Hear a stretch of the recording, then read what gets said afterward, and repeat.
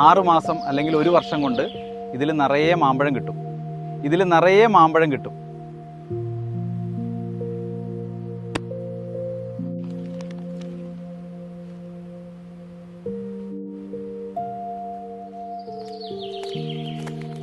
മോനെ, നീ എവിടെയാ പോകുന്നത് രാവിലെ? ഞാൻ മാങ്ങ പറിക്കാനായി പോവുകയാണ്. ഇന്നലെയല്ലേ മാവിൻ തൈ നട്ടത്? ഇന്ന് തന്നെ മാങ്ങ പറിക്കാനാണോ പോകുന്നത്? അതെ അമ്മച്ചി, അത് ശരിയാണല്ലോ. എനിക്കെന്താ പറ്റിയേ? സഭാപ്രസംഗി 3-ാം അധ്യായം വചനം 1. എല്ലാറ്റിനും ഒരു സമയമുണ്ട്. ആകാശത്തിന് കീഴിലുള്ള സകല കാര്യത്തിനും ഒരു കാലമുണ്ട്. ക്രിസ്തുവിൽ പ്രിയമുള്ളവരെ, നമ്മുടെ പ്രാർത്ഥനകൾക്ക് ഇന്ന് രാത്രി തന്നെ മറുപടി കിട്ടണം.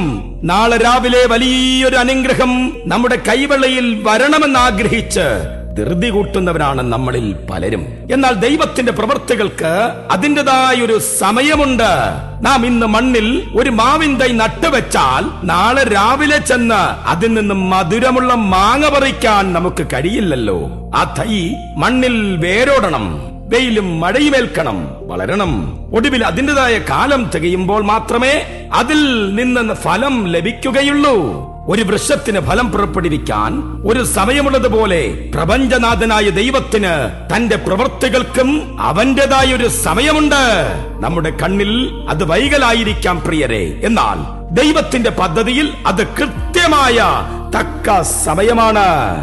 കാത്തിരിപ്പിന്റെ കാലഘട്ടത്തിൽ നമ്മൾ തകർന്നു പോകാതെ ദൈവത്തിന്റെ കൈക്കീഴിൽ നമ്മെ തന്നെ സമർപ്പിക്കുകയാണ് വേണ്ടത്. വചനം ഓർപ്പിക്കുന്നു, 1 പത്രോസ് 5:6. അതുകൊണ്ട് തക്ക സമയത്ത് നിങ്ങളെ ഉയർത്തേണ്ടതിന് ദൈവത്തിന്റെ ബലമുള്ള കൈക്കീഴിൽ താണിരിപ്പിൻ. വാതിലുകൾ അടഞ്ഞു തന്നെ കിടക്കുമ്പോൾ, ജോലി മാർഗങ്ങൾ തടസ്സപ്പെടുമ്പോൾ ദൈവത്തോട് പരാതി പറയാതെ അവന്റെ ബലമുള്ള കൈകളിൽ പൂർണ്ണമായി ആശ്രയിക്കുക. മണ്ണിൽ ഒളിഞ്ഞിരിക്കുന്ന വിത്ത് മുളച്ചുയരാൻ സമയമെടുക്കുന്നത് പോലെ ദൈവം നിങ്ങളെ ഒരു വലിയ ഉയർച്ചയ്ക്കായി ഒരുക്കിക്കൊണ്ടിരിക്കുകയാണ് കുഞ്ഞേ. നിങ്ങളെ തകർക്കാനല്ല, മറിച്ചാരും വിചാരിക്കാത്ത സ്ഥാനങ്ങളിൽ തക്ക സമയത്തുയർത്താനാണ് ദൈവം നിങ്ങളെക്കുറിച്ച് ആഗ്രഹിക്കുന്നത്.